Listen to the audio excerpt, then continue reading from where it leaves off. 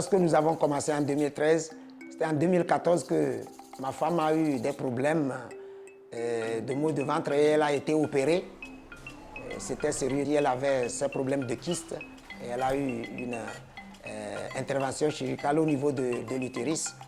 Un jour, on est venu m'annoncer qu'elle est en train de saigner.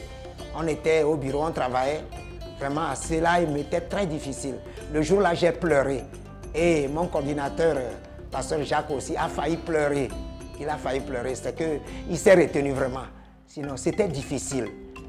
C'était difficile.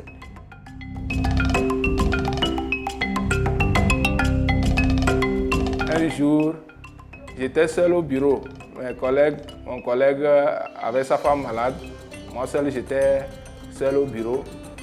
Et l'esprit me disait que voilà, le travail que tu fais, tu te rappelles du rêve que tu avais fait. C'est ça le travail que tu fais. L'eau que tu puisais pour le peuple, la foule là, c'est la parole de Dieu. Donc, la foule, c'est les akebous. Et les insectes, c'est les difficultés que tu vas traverser. Immédiatement, je me suis retenu. J'ai dit, ah, là, c'est Dieu qui m'appelle pour ce travail. C'était difficile, mais Dieu est intervenu et elle s'est rétablie.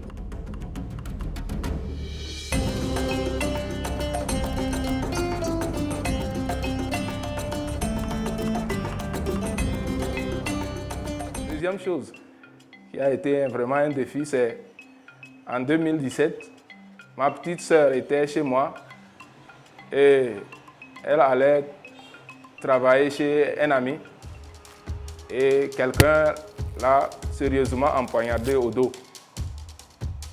C'était grave. On a fait des mois à l'hôpital régional à Tapamé. Les économies que nous avons faites, on a tout utilisé à l'hôpital. Ça nous a un peu plus découragés, mais puisque je me rappelle du rêve, je me suis dit que voilà, c'est Dieu qui m'a appelé. Je dois relever ce défi.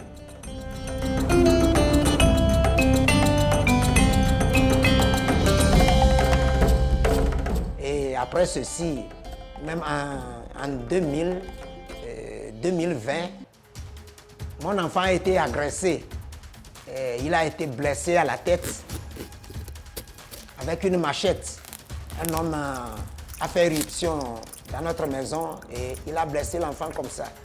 Moi-même, j'étais pourchassé par cet homme-là. Je tenais mon bébé, mais Dieu merci, j'ai pu me sauver avec le bébé. Et Dieu merci aussi, l'enfant s'est rétabli parce que vraiment, il y a eu d'ici là les aides. Tout ça, ces défis-là, ce sont les astuces de l'ennemi, du diable, pour nous décourager, nous démoraliser. Puisque vraiment, avec ces problèmes, on se demande si vraiment Dieu va nous permettre de pouvoir continuer cette œuvre. Mais ayant l'assurance que c'est Dieu qui nous a appelés, on a pris notre courage à deux mains pour continuer cette œuvre, malgré ces vicissitudes-là.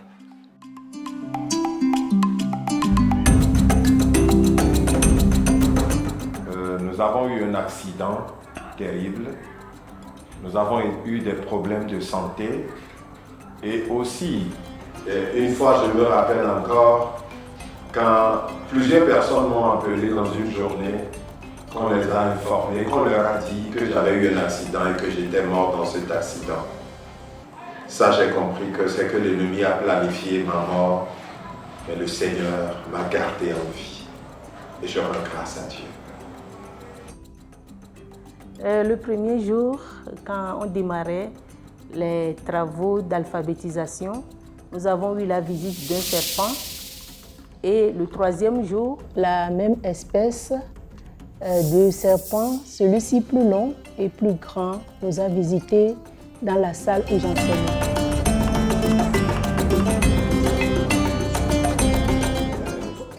La prière des amis, le soutien de notre Église, le soutien de notre famille, de nos deux familles et le succès dans le travail ont été une grande source de force pour nous dans le ministère. Chaque fois que nous avons franchi une grande étape, chaque fois que nous voyons quelqu'un lire l'Akebo, ça nous donne beaucoup de joie et de force pour continuer.